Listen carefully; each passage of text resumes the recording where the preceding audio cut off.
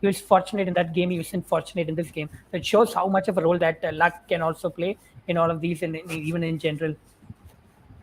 Yeah, and then there was back-to-back wickets still. Mm. But there was positive intent that was shown by Duclos. It was quite amazing to watch that Yeah. counter attack. Yeah, to take down Jofra Archer for 18 runs and an over, that too in the park play is something that we rarely see. That was quite something. And we did talk about the high ownership of Duplessis, Mm. both as the player and the captain. How Mm. Matthew Wade could come in and play one of those attacks, but he was almost plumb first ball of Mm. Sam Curran, and then it was great to see Wade was actually walking away, and Duclos came in to say he should review.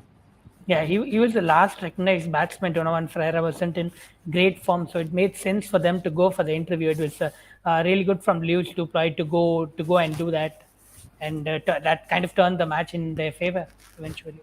Yeah. And when finally when Jofra Archer bowled Matthew Wade, it kind of reminded me of Venkatesh Prasad to Anil Sohail. Yeah. Tried to come down and smash him. Yeah, he's trying to heave over the mid wicket and then got bowled. It was an interesting game. But for chasing Mumbai Indians definitely struggled. Yeah. They hardly could Mm. get going, and we did speak about how Gerald Coetzee could come in, especially against Joel Brewis, and he got both Linde and Brewis bowled. Yeah, it seems to be one of those things that they're young. They're going to be playing for a long time for South Africa. To have a rivalry that's already going between them, it's going to create a lot of interesting situations going ahead. Yeah, and talking about Pretoria Capitals, Saul's problems with left arm pace continues. Hmm. Yeah, it does. Even both Salt and Mendes struggle against left arm pace, but fortunately for them, today's opponents, Paul Royals, do not have a left arm pacer in the 11, so that could ease up their issues. Yeah.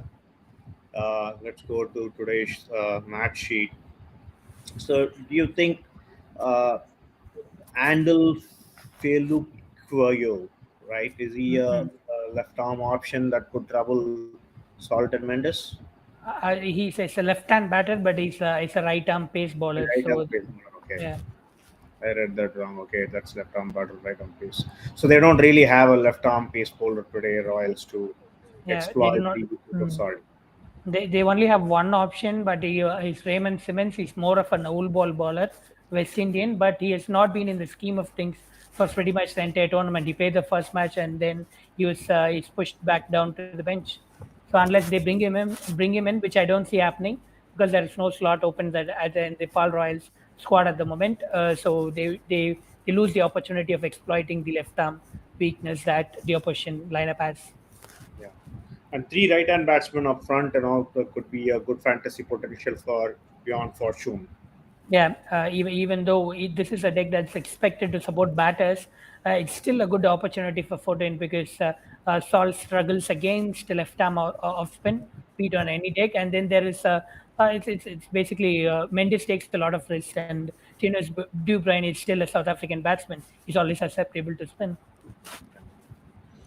So problems plenty for Jason Roy, Joshua Little, Enric Norkia, and also Bosch. All Hmm. of them could trouble Jason Roy. Roy interestingly found some form back.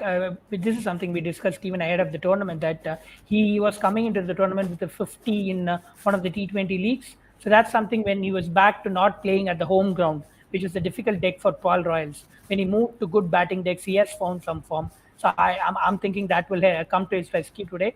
And his major threat, if Adil Rashid plays, he'll be one of his biggest threats, and Nokia's pace will always trouble him.